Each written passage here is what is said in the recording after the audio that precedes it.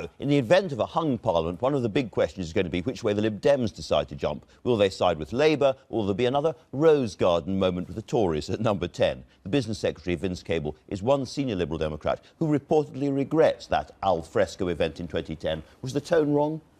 No, I don't think so. We were helping to get the country used to the idea, something we hadn't had since the Second World War, that parties could work together in the national interests. And we did. We've made a success of it. We've demonstrated that you can have economic competence and fairness, social justice, the two things the Liberal Democrats stand for. And it's so I'm proud of our record. And yet it's damaged you a lot as a party.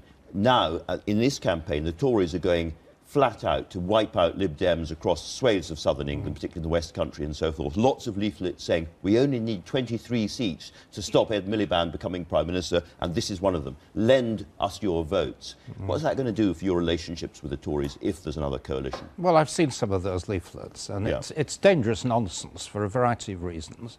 The first is they're not going to get an overall majority. It's virtually impossible to see how they can. Are you sure about that? I'm pretty sure about that. And if they did, just imagine hypothetically, I mean, David Cameron would be highly dependent, I mean, not just on UKIP, but on the 30, 40 maverick Tory MPs, if you remember the havoc, the chaos of the major government.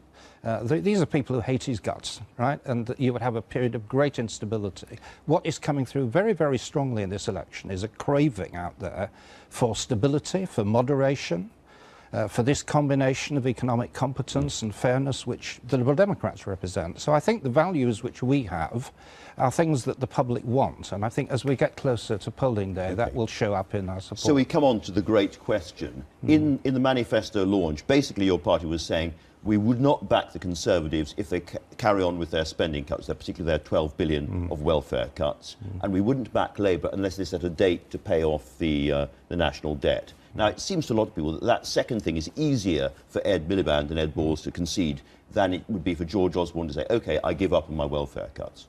Well, first of all, we haven't set red lines. We've set out things we believe in and want to see achieved.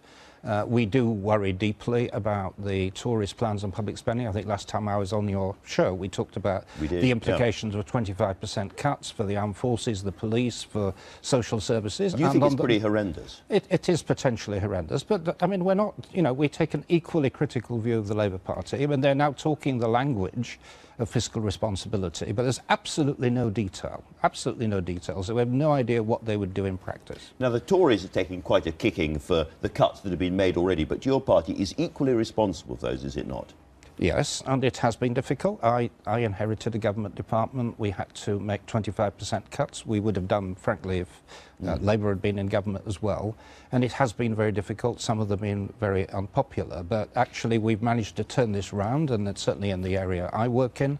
Despite the cuts, we've managed to have a big expansion of apprenticeships. And as a Lib Dem business secretary, I've been able to deliver an awful lot in terms of building up lending for small business through the Business Bank, the Green Investment Bank, investing in science and innovation. It's a positive story that we have managed to create out of a very difficult financial environment. You have warned of near catastrophe ahead if the Conservative spending plans aren't changed radically.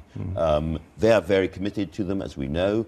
You have very, very different views on Europe. It's hard to see at the moment how you could go back into the same kind of cosy Conservative Lib Dem coalition that you had before. Well, it would be difficult to work with either the Conservatives or the Labour Party, but our mindset... But you're going to have to work with somebody. Our mindset is that we are willing to work with other parties in the national interest, and we've shown we can do that. And I think the emphasis on moderation and stability is actually what the public want. And this election is actually what the public want, not we want. And so I think we will be able to look either find way. some common ground with Labour or the Conservatives, depending on what the public vote for. Now, you've said in the past, you've admitted in the past, that you were in text and other communication with Labour leaders. Are you still?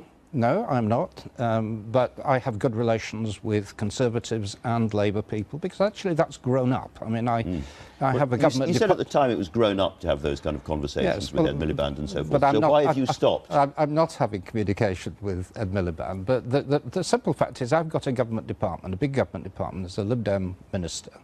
We have 8 ministers, I've 2 Lib Dems, 6 Conservatives. We work in a grown-up way.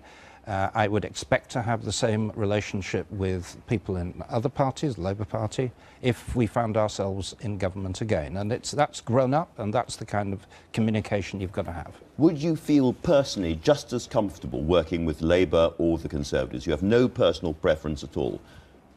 I don't have personal preferences. That's I'm why people suspect you as a party. They think you could go either way. You don't really stand for very much. You used to call yourselves a progressive party, but you could go either way. We do stand for a great deal. And as I said to you earlier, I think this combination of being competent on economics and making the numbers add up, something we have done, very different from either Tories or Labour at the moment, combined with fairness, social justice. We do believe in those things, but we have to respect what the public want, and we have to be able to work with other parties.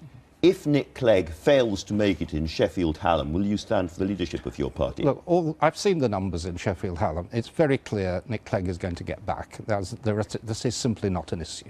All right, Vince Cable for now. Thank you very much indeed. Now.